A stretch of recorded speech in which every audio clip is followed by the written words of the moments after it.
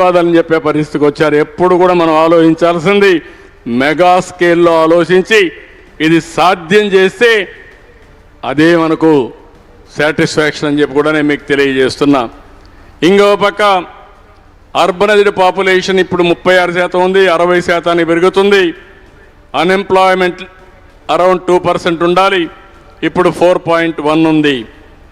ఇంకొక పక్కన మీరు చూస్తే ఎక్స్పోర్ట్స్ కూడా ఇప్పుడైతే చాలా తక్కువ ఉంది, $19 బిలియన్ ఉంది.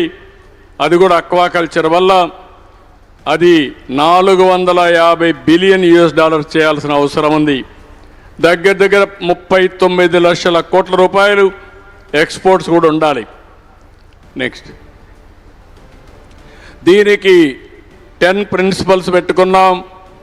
జీరో పావర్టీ, ఆ తర్వాత ఎక్కడికక్కడ జీవన ప్రమాణాలు పెంచే విధంగా ఆర్థిక అసమానతలు తగ్గించడం, population management, human resource development మీద ఎక్కువ శ్రద్ధ పెట్టడం.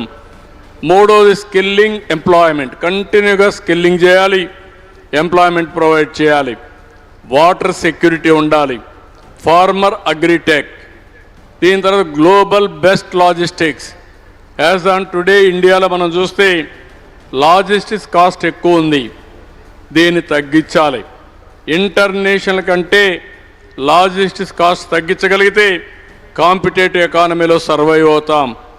కాస్ట్ ఆప్టిమైజేషన్, ఈరోజు మనం అందరం కూడా చూస్తూ ఉంటే ఎనర్జీ కాస్ట్ ఉంది, అదే మరిగా పవర్ ఉంది, ఎలక్ట్రిసిటీ కాస్ట్ ఉంది.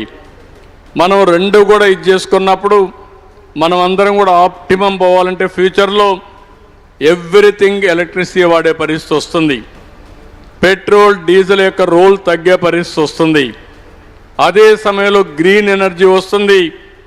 గ్రీన్ ఎనర్జీ కాకుండా green hydrogen, ammonia, export quality కూడా వచ్చే పరిస్థితి వస్తుంది. దీనిపైన ఎక్కువ శ్రద్ధ పెట్టాలి. ఇంకో పక్క ప్రోడక్ట్ పర్ఫెక్షన్, మన బ్రాండ్స్ చాలా తక్కువ ఉన్నాయి. ఏది కూడా లోకల్ బ్రాండ్స్ తప్ప గ్లోబల్ బ్రాండ్స్ లేవు.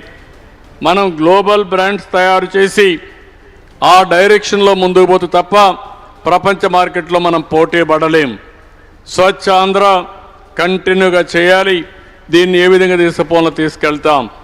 Deep tech in all walks of life ఇప్పటికే కొన్ని చేశాం, మీకు ఒకసారి ఎక్స్ప్లెయిన్ చేస్తాం.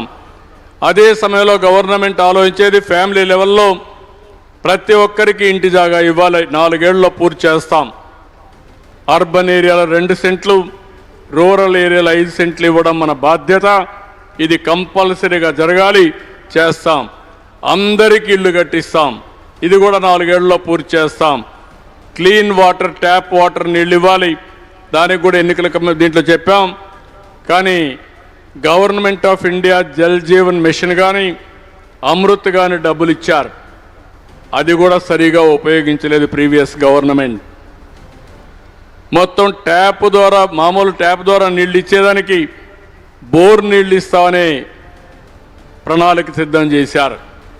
గవర్నమెంట్ ఆఫ్ ఇండియా ఉద్దేశం సస్టైనబుల్ వాటర్, ఒక రిజర్వాయర్ నుంచి నీళ్లు తీసుకొచ్చి ఎప్పుడు కూడా నీటి సమస్య లేకుండా ఇవ్వాలంటే దాన్ని కూడా డైల్యూట్ చేసే పరిస్థితికి వచ్చారు.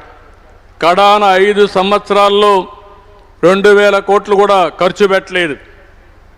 దీనివల్ల మొత్తం వచ్చిన డబ్బులు కూడా క్యాన్సిల్ అయ్యే పరిస్థితి వచ్చింది.